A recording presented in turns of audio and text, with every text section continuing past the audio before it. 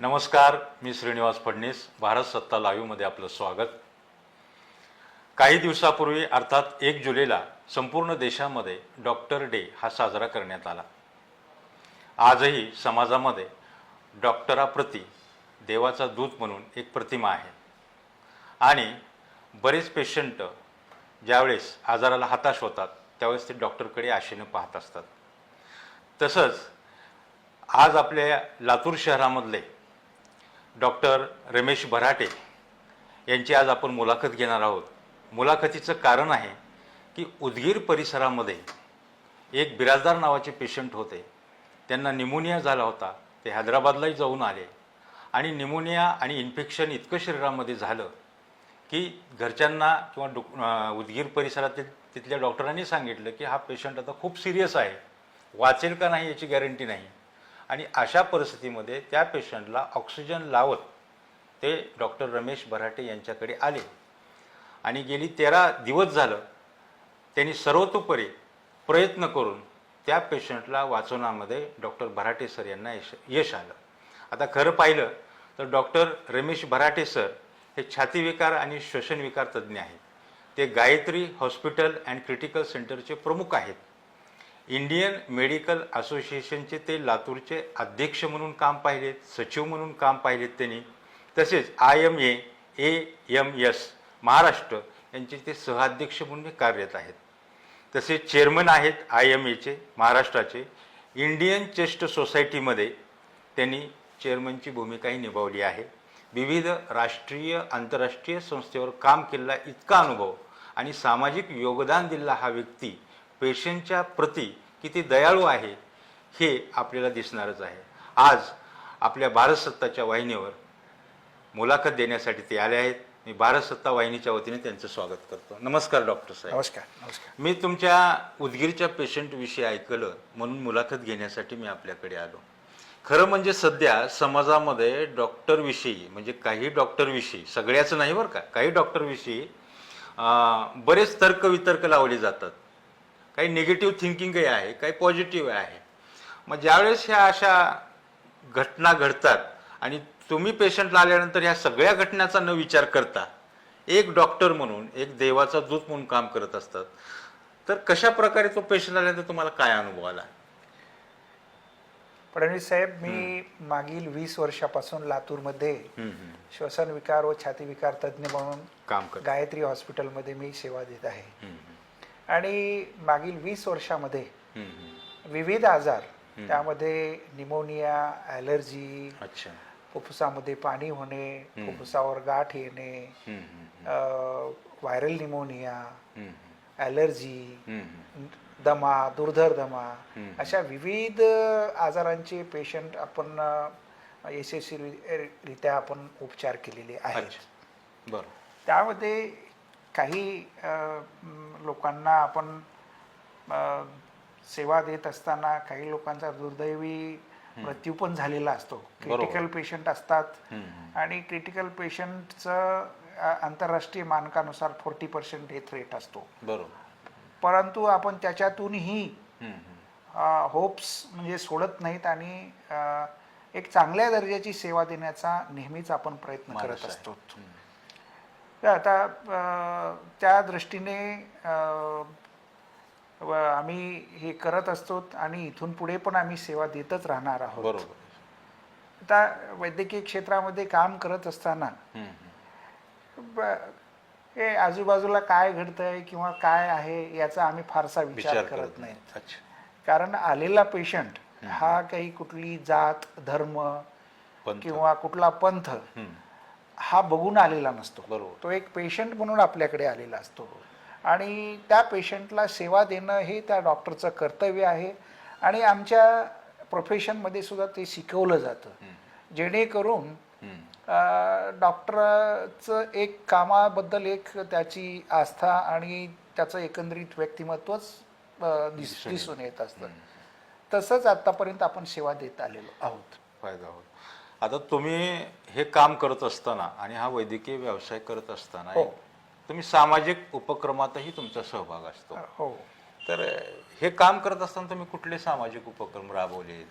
हां, आता लोकल लेवललाच घ्यायचं झालं तर जेव्हा दुष्काळी परिस्थिती होती तेव्हा आमच्या असोसिएशनला असं लक्षात आलं की लातूर जिल्ह्यामध्ये दुष्काळ का पडतो वारंवार, तर एक ट्री प्लांटेशनची कमतरता आहे. तर ती सुद्धा मोहीम आमच्या सहकार्यांनी यशस्वीरित्या राबवलेली आहे. आताच आता सध्याचे जे स्थानिकचे जे अध्यक्ष आहेत ते वेगवेगळे उपक्रम डॉक्टर राऊत, हर्षवर्धन राऊत म्हणून आहेत, ते वेगवेगळे उपक्रम राबवत आहेत आणि ही चांगली बाब आहे. एक समाजामध्ये एक चांगला संदेश जात आहे. आता श्वसनविकार व छातीविकार तज्ज्ञ असल्यामुळं जास्त पेशंट तुमच्याकडे ते येतात. हो, ज्यांना छातीविकार आहे, श्वसनविकार आहे. हो. तर आमच्या ऐकण्यात आलं हो, की बाबा उदगीरचा बिराजदार नावाचा पेशंट व्यक्ती हो, अतिशय सिरियस होता. हो. सुरुवातीला आल्यानंतर त्याची नेमकी अवस्था काय होती? हे पेशंट म्हणजे नेमकं त्यांना काय झालं होतं? हे हंसराज लक्ष्मण बिराजदार म्हणून पेशंट. अच्छा. हे आता दमा आणि दुर्धर दमा याच्याविषयी बऱ्याच समाजामध्ये गैरसमज आहेत.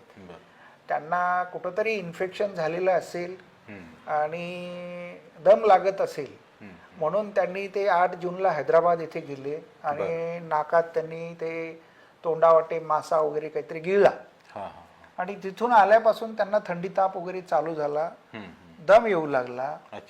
ते रिटायर्ड शिक्षक आहेत. दम येऊ लागला आणि ताप आल्यामुळे मग तिथल्या उदगीरच्या हॉस्पिटलमध्ये ते ॲडमिट झाले.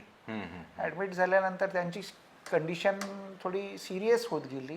त्यांना तिथे ऑक्सिजन लावून NIV वगैरे लावला, परंतु त्यांची कंडिशन्स म्हणजे अत्यावस्थपणा वाढत गेल्यानंतर तिथल्या डॉक्टरांनी ठरवलं की यांना रेफर करावं म्हणून. आणि तो पेशंट माझ्याकडे 16 जून 2026 रोजी आपल्याकडे आले आणि जवळजवळ एक 13-14 दिवस आपल्याकडे त्यांनी ट्रीटमेंट घेतली. तो येताना ऑक्सिजन होतं त्याला? हो, नाही, व्हेंटिलेटरवर चालले होते पेशंटला. पेशंट हा नॉन इन्व्हेजिव्ह, आमच्याकडे व्हेंटिलेटरचे 2 प्रकार आहेत, नॉन इन्व्हेजिव्ह आणि इन्व्हेजिव्ह व्हेंटिलेटर. तर त्यांना नॉन इन्व्हेजिव्ह व्हेंटिलेटरवरच पेशंट आलेला होता. पेशंट हा म्हणजे अनकॉन्शियस स्टेटमध्येच होता आणि आल्याबरोबर आपण इथं व्हेंटिलेटरवर घेतलं, त्यांना ट्रीटमेंट चालू केली. त्यांचे सुरुवातीचे रिपोर्ट्स हे काही समाधानकारक नव्हते.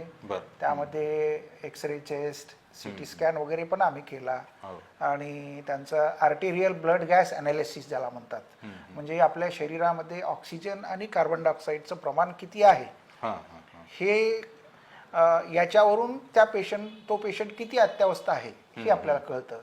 तर ते मला असं लक्षात आलं की पेशंटची कंडिशन ही समाधानकारक नाही आणि फुफ्फुसावरची सूज वाढलेली असल्यामुळे त्यांच्या किडनीवर पण परिणाम झालेला होता.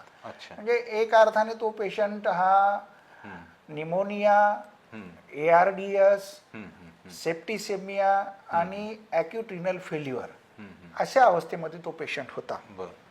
आणि आल्याबरोबर आपण ट्रीटमेंट चालू केली आणि मीनवाईल मी रुग्णांच्या नातेवाईकांशी बोललो की पेशंट असा अत्यावस्था आहे. मग त्यांनी सांगितले, डॉक्टर साहेब तुम्ही काय करायचं ते करा, आम्ही होप सोडून दिलेली आहे, परंतु तुम्ही उपचार करा. आणि तसं त्यांनी साथ दिली. नातेवाईकांना सुद्धा काउन्सिलिंग अशा वेळेला आवश्यक भूमिका फार आवश्यक आहे. म्हणजे बऱ्याच वेळेला आपण जर नातेवाईकांची काउन्सिलिंग केली तर जे काही गैरसमज असतात ते बऱ्याच अंशी कमी होत असतात. नंतर तुम्ही काय उपचार चालू केला? त्यांना मग आमचं जे काही क्रिटिकल केअरची जी ट्रीटमेंट असते ती आम्ही चालू केली. त्यांच्या विविध तपासण्या केल्या आणि हळूहळू ते प्रतिसाद देत गेले आणि योगायोगाने डॉक्टर्स डेच्या दिवशीच पेशंटला आपण त्या दिवशी डिस्चार्ज केलं. त्या दिवशी पेशंट एवढे खुश होता, त्या दिवशी त्यांनी आभार मानून गेले आणि सांगितलं, डॉक्टर साहेब आम्ही तुमचा सत्कार करणार आहेत आणि आम्ही फॉलोअपला आल्यानंतर आम्ही तुमचा सत्कार करू असं त्यांनी बोलले. आणि आज ते फॉलोअपला आले आणि त्यांच्या भावना व्यक्त केल्या. आणि तुम्हाला काय वाटतं की एखादा पेशंट बरा झाला तो फीस देईल आपल्याला, तो भाग वेगळा झाला. हो पण त्याचा जीव वाचणं आणि त्यानं आणि त्याच्या नातेवाईकानं जो काही प्रतिसाद दिला असतो, जो आनंद असतो, तो त्याचं मोल कुठं करता येईल का? नाही, हे असं जे पैशामध्ये तर याचं मोल करता येत हा, नाही. हा, ते असे आम्ही हजारो पेशंट आपण दुरुस्त केलेले आहेत. सांगायचं झालं तर खूप पेशंट आहेत असे की ज्यांचे म्हणजे आपण होप सोडून दिलेल्या होत्या. ते पेशंट असे चमत्कार असल्यासारखे काही पेशंट म्हणजे त्याच्यातून बाहेर काढलेले आहेत. असे आता या पेशंटचा रजिस्ट्रेशन हे सुद्धा आता जवळजवळ 26,000 नंबर आहे या पेशंटचा. बरोबर. असे खूप पेशंट आपण दुरुस्त केले आहेत. परंतु काही पेशंट आम्हाला सुद्धा वाटतं की हे मिरॅकल आहे. म्हणजे पेशंट हा बाहेर येईल की नाही, परंतु त्यावेळेला आम्ही आमची काही प्रतिक्रिया किंवा आपल्या तोंडातून काही चुकीचं वाक्य पेशंट जवळ सांगत नसतो किंवा नातेवाईकाला सांगत नसतो. बरोबर. हा, नीट झाल्यानंतर आम्हाला सुद्धा एक आमची छाती फुगून येते आणि डोळ्यात आपोआप पाणी येतात. ते दुःखाश्रू नसतात, ते आनंदाश्रू असतात. बरोबर. प्रेक्षकांनो, डॉक्टर रमेश भराटे सरांनी ज्या बिराजदार पेशंटला मृत्यूच्या दारातून वाचवलं, त्यांची प्रतिक्रिया आता आपण बघूया. माझं नाव हंसराज लक्ष्मी बिराजदार कल्लोळ, तालुका उदगीर, जिल्हा लातूर. मी हैदराबादला धम्यासाठी गेलो होतो, धम्याच्या रोगासाठी. नंतर तिथे काही इलाज झाले. उदगीर आलं, उदगीर 4 दिवस ॲडमिट झालो. तिथे इलाज होऊन आला. बेशतमध्ये मला उदगीर लातूर आणलं. हो, तिथून डॉक्टर भराटे साहेबाच्या दवाखान्यात ॲडमिट केले मला. एक 12-13 दिवस मी ॲडमिट होतो बेशतमध्ये. नंतर मला श्वसन थोडी कमी झाली. नंतर मला त्या दिवशी डॉक्टर दिवशी मला रिपोर्ट चांगले आले आणि पुन्हा मला सुट्टी केली. वगैरे 4 दिवस झाल्यावर आज दुसऱ्या फेरी जातो, पहिल्या संपूर्ण बरं आहे. त्यासाठी डॉक्टर साहेबांचे आभार मानतो. ठीक आहे. आता इंडियन मेडिकल असोसिएशनचे तुम्ही काम करतायत, तर मला एक सांगायचं की आता हे नवीन जे मुलं येत आहेत वैद्यकीय क्षेत्रामध्ये, जे सध्या आता फर्स्ट इयर सेकंड इयरला असतं, तर तुम्ही काय सांगाल त्या विद्यार्थ्यासाठी? नाही, आता आमचा काळ जो होता, स्पर्धा खूप वाढलेली आहे. आमचा काळ जो होता त्यावेळेसची टीचिंग आणि आजच्या टीचिंगमध्ये बऱ्यापैकी बदल झालेला आहे. आणि त्यावेळेस हे जे टीचर्स होते, आमचे काळात जे टीचर्स होते ते खरोखर टीचरच होते. आणि आता मुलांना म्हणजे मेडिकल फील्ड जरी उच्च तंत्रज्ञान किंवा टेक्नॉलॉजिकली पुढे गेलेलो असलो आपण, तरी पण टीचर्स काय सांगतात आणि मेडिकल एथिक्स आणि एटिक्वेट्स याच्यावर भर देणं खूप काळाची गरज आहे. प्रत्येक गोष्टीमध्ये प्रोफेशनल राहून चालत नाही, सामाजिक. आणि आज ही भारतीय संस्कृती ही एक इमोशन म्हणजे भावनिक गोष्टीवर जास्त भर देते. बरोबर. तर आपण या गोष्टीचा कुठेतरी नवीन पिढीने विचार केला पाहिजे. आणि ॲग्रेसिव्हनेस जो असतो, बऱ्याच वेळेला पेशंटचे नातेवाईक हे कुठेतरी इमोशनल बस्ट झालेला असतो त्यांचा. ते जेव्हा सिरियस पेशंट घेऊन येतात तेव्हा ते काही आनंदात आलेले नसतात. बरोबर. तर आपण थोडं काउन्सिलिंग करणे, मनोधैर्य दाखवणे हे खूप आवश्यक आहे. आणि आपण ही शांततेत हे प्रश्न सोडवले पाहिजेत. प्रेक्षकांनो, डॉक्टर डेच्या निमित्तानं आज आता आपण पाहिलं सगळं की डॉक्टर साहेबाकडे पेशंट येणं, आशा सुटलेला माणूस, त्याला पुनर्जन्म मिळणं, हे खरंच वैद्यकीय क्षेत्रातली कमाल आहे. इतकंच नाही की वैद्यकीय क्षेत्राला सुट्टी नसते. ही 8 तासाची ड्युटी नाही, हे 24 तासाचं सातत्यानं चालणारं कार्य आहे. आणि यासोबत हे कार्य करत असताना स्वतःच्या भावना नियंत्रित ठेवून, पेशंटला मनोधैर्य देऊन आणि त्याच्यावर योग्य उपचार करणं, हे खरं तर हे कौशल्याचं काम आहे. आणि गेले 20 वर्षापासून, 20 ते 22 वर्षापासून डॉक्टर रमेश भराटे सर हे या वैद्यकीय क्षेत्रामध्ये नेहमी क्रांतिकारी काम करत आलेले आहेत. आणि आजच त्यांच्याच या गोष्टीमुळं एक गोष्ट लक्षात येते की डॉक्टरांनी वैद्यकीय क्षेत्रात काम करत असताना माणुसकी जपणं हे तितकंच महत्त्वाचं आहे आणि पेशंटला विश्वासात घेणं हेही तितकं महत्त्वाचं आहे. धन्यवाद डॉक्टर साहेब, तुम्ही भारत सत्ता या वाहिनीवर सध्याची परिस्थिती आणि वैद्यकीय क्षेत्रातली आव्हानं आणि तुम्ही दिलेल्या पेशंटला जे योगदान आहे त्याबद्दल सविस्तर चर्चा केली. त्याबद्दल मी भारत सत्ता वाहिनीच्या वतीनं मी आपले आभार मानतो. धन्यवाद. थँक्यू.